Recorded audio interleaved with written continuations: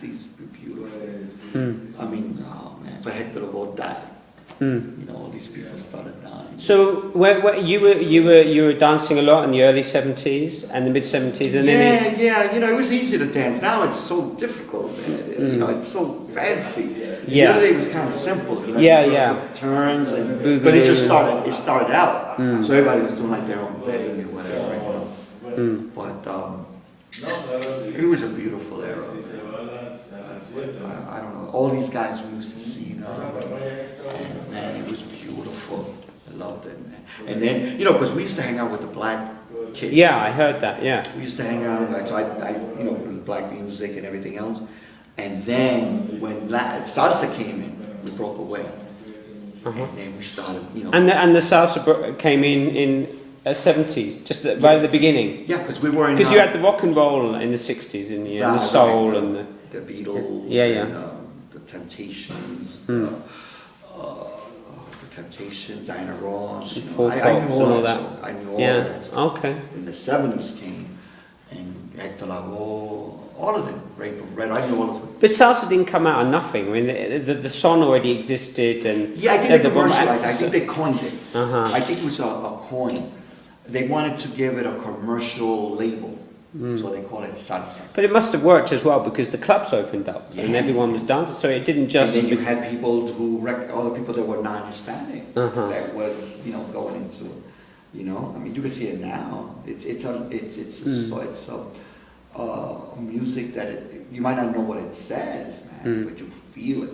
And in every club, I mean, did every club have a live band, or is that just always? Always. I didn't hear no records. It was Eddie Palmieri. Well, not for the whole night, or that. I mean, you had a DJ and a live show, or the way we had it, I guess maybe between sets. But no, I don't remember. It was live music. It was live music all the time. They would never stop. You know, there was a time where they rested, but no, man, it was live. I mean, Eddie, they kept playing. Eddie Palmieri played. Then they had another band coming. You know, it wasn't just one band. They had two or three. I mean, the LeBron brothers were there, and then Willie Colon was there, and Eddie Palmieri was there. Well, you saw them. Let me see if no. They had the big dances. So they had the St. George Hotel. Are you recording? Yeah. Oh, okay. Don't worry about it. No, they had the St. George Hotel, and they had all these bands, the Battle of the Bands. So they had Hector Lavoe. And Puente, and they would go over there. Very rarely it was one band. I don't remember. You know, we say, oh man, you know, Ray Barretto's going to be there, Eddie Palmieri's going to be there. I got my ticket. We'll go all the way to Brooklyn. It was me, Angel, Hector, Tony, the gang. We will all go there. Let me show you a picture of Hector when he was young. Let's see if I have it in here. Hector, me. And young, you're meaning early 20s or teenage? Yeah, he was at NYU, and I was at Hunter College. Let me see. Bingo. You're gonna laugh. No. Guess where Hector's at? Okay. Wow. Let me just record this. That's quite something.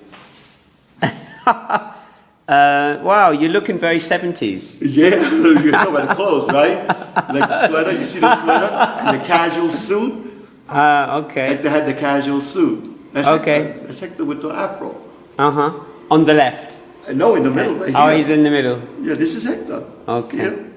Wow. That's it. It's good, huh? And that's me in the back. I was always the tallest guy.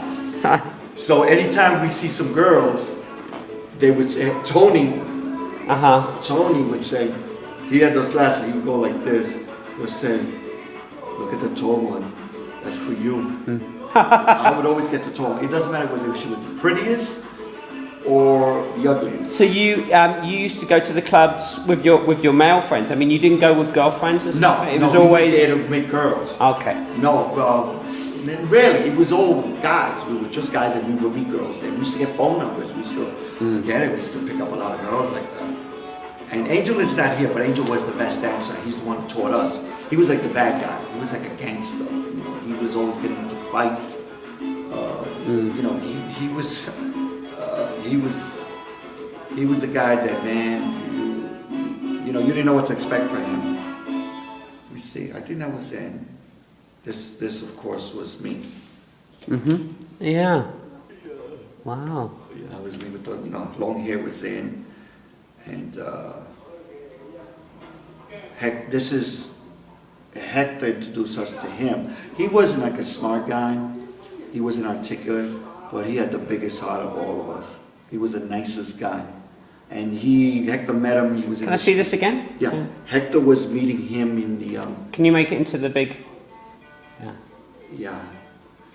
Oh, all right. Yeah. So this is... Carlos. Carlos. He's part Russian and part Puerto Rican. Okay. And go to see, so I can see all of you?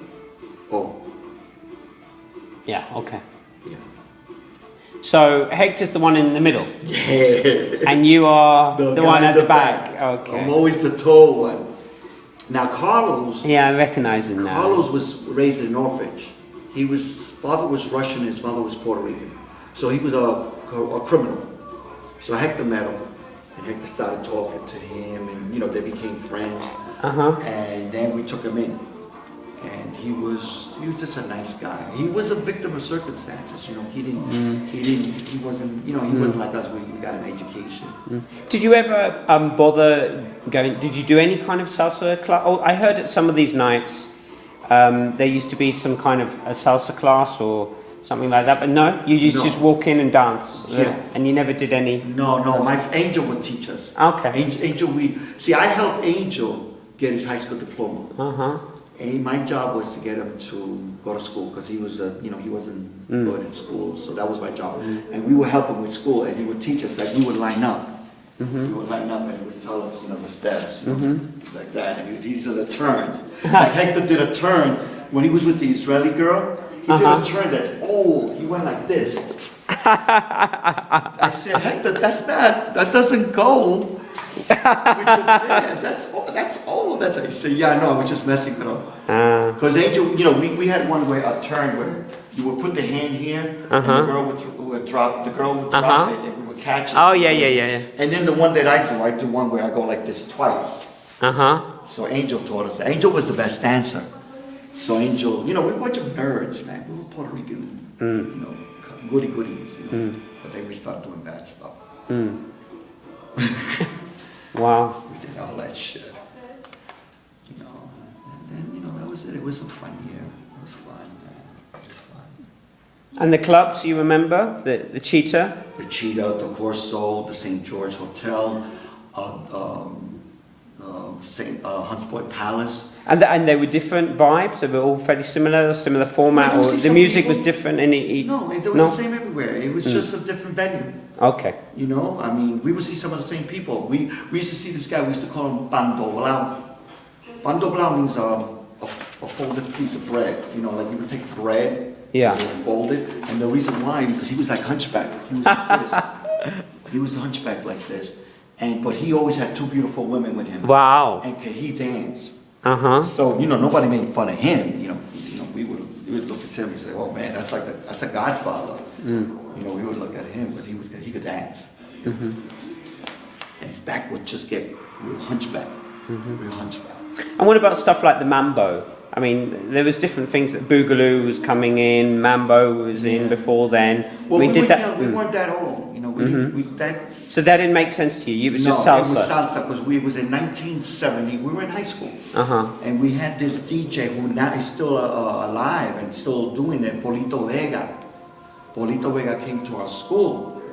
And then that's when they started giving, school dances. Your high school? Yeah, my high school. Tab High School. And then from there, they started doing the college scene and all that other stuff. And then they had the clubs. Then as we got older, we went to the clubs. When we were young, we would just go to parties. We didn't go to that many clubs. The only clubs that we went to was when there was a special dance, like the St. Valentine's dance, the Sadie Hawkins dance, where the girls pick the guys. Trying to think. You're bringing me back. Yeah. 40 years ago. 40 years ago. But we would go to house parties. And it was always the same songs. I have one here. it would be like Larry Harlow, El Malecón, but when no, you know, but everybody would sit back and dance, so they played the slow jams. We would always, the slow jams were black music, like Stay in My Corner, The Dells, Love on a Two-Way Street. Those are the ones where it broke the ice. We would dance slow, and then after that, the salsa would come in. So it would be Larry Harlow, Tito Puente, Ray Barretto, all those stuff. And you were saying before that a lot of the new stuff that you're hearing, or the way the dancers are dancing, it's all very flashy and fast. And Yeah. you think it's gone in another direction? Yes, absolutely. But you know, and nothing stays the same. It evolves. Yeah. It evolves. You know, when we used to dance, it was basically the same moves. You know, you see the guy doing the same. We would do it. We would pick up. But what was interesting, you know where we would get the new moves? From the gay clubs. Really? Yeah, they had gay clubs, and we would hang around, and they used to dance outside. But we used to go to the smoke, you know. So we would go there, and they would do all these fancy turns, and Angel would pick them up because Angel, but you know, they would do it too fast. They would go like this. So Angel would say, "I got it," and then we would go and we would practice. So when we were at parties, we would come with these new turns. And people were like, "Wow, you know, that's not new," because everything was new. So if you came out with a new turn, that was a big deal. And then the Bronx and Manhattan had different styles. So when you go to Brooklyn, they were doing their own thing. Okay. The Bronx stayed all the same because you know we were neighborhoods. Yeah. So Angel would pick up the turns. He would be the one that you know you could see, and that we would bring it to the dance. But we mostly went to a lot of house parties. You know, we found a party to go to, and we were all 7 of us would go, sometimes 5. And sometimes some of the guys couldn't go home because their parents wouldn't let them go out. No, because there was a lot of drugs out there. Right. You know, heroin, they were doing Dom, Tuberol, Seconals, pills. Yeah, they were doing all. And what about the live music then? So who do you remember, like concerts and stuff that was really sticks in your memory? Oh, my favorite. Yeah, for example. My favorite was Eddie Palmieri, Willie Colon, Ray Barretto. Let me see, Ray Barretto, Larry Harlow, Willie Colon, Eddie Palmieri. And you saw them in the clubs or in concerts? In the clubs All and of in them. the concerts. They were live, they were there. I went to the final start in Yankee Stadium. Oh yeah. That's remember when they were. That's when the lights went out, was it? The lights and they were doing a lot of. They also ruined it. Some people. I don't remember which one it was. But remember when we were at the club, I said, "Oh, that's Santana." Right. I said, "No, but that's his brother." That's his brother. Jorge Santana, who was with the group Malo. I guess they couldn't get Carlos, so they got his brother. So I saw that, and they had an African group called. I forgot. Mama Go, Mama Mo, Mama Cosa, Mama Ma, Mama Mo, Mama Cosa. That was a big hit. We didn't know what they were saying, but it sounded nice because it was African. So we saw, you know, we went to Yankee Stadium, and they would introduce them like they were introducing the all-star players. You know, like Mickey Mantle, they would say, "And now Joe Feliciano, Eddie Palmieri." And they all have the instruments, you know, like Willie Colon was the trumpet player. Yeah. And sometimes they would have the other players. Por eso Espalato was the timbales, because you know they didn't have Tito Puente. Yeah. Yeah, he didn't go to those, but he was more. You know, these were young Latin players that were coming out. Wow. It was great. It was great. It's a long That's why story. when I see it, it looks so beautiful, man. I love to watch you, to watch Hector, to watch all of it. It's so young because when we were coming out, man, it was something new. It was our Latin thing. But don't forget, the whites had the Beatles, the Beach Boys, the Rolling Stones. The blacks had, and we mostly stuck to right. They had the Temptations, the Four Tops, Diana Ross, all that stuff. So we didn't have nothing. We used to hang around with the black kids, so we started listening to their music. And then when salsa came out, it was our Latin. This is our thing. This is us. This is about us. So that's when we started. It broke away. Because I think if you notice some of these records that they try to, it sounded like black. Like Ray Barretto said, "Son con cuero y boogaloo blues, y'all." Yeah. And they try to sound like a little black. Like Yeah. Lucy, Bang Bang was one, crossover, something. Joe Cuba. Yeah, Joe Cuba. So it was trying to be like with the black influence. And then all of a sudden, it just just